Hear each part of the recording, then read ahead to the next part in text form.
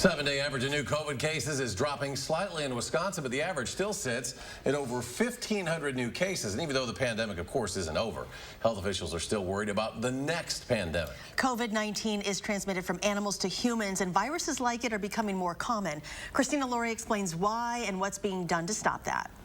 Before COVID, the possibility of a new disease emerging seemingly out of nowhere and spreading around the world in a matter of days sounded like the plot of a science fiction movie. Will we have a pandemic in our lifetime? Absolutely. But some researchers had been warning this would happen and will again. I mean, one thing we learned in the past year is that we weren't fully prepared to deal with a pandemic. COVID-19 is what's known as a zoonotic virus, or one that's transmitted from animals to humans.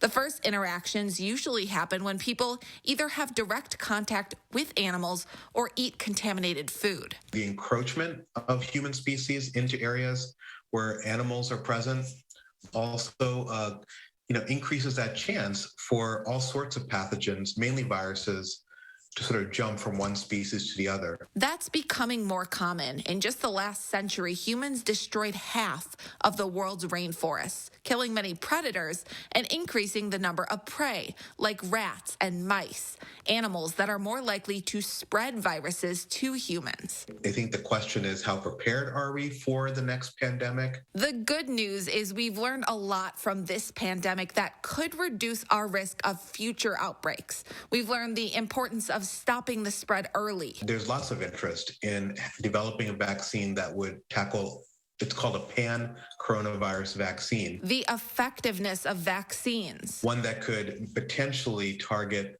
the proteins on the coronaviruses that cause the common cold, also the coronaviruses that cause lower respiratory infections like the one we have now. And the importance of crossing party and country lines to fight a common enemy, COVID-19. That, it takes leadership. In Madison, Christina Laurie, News 3 Now.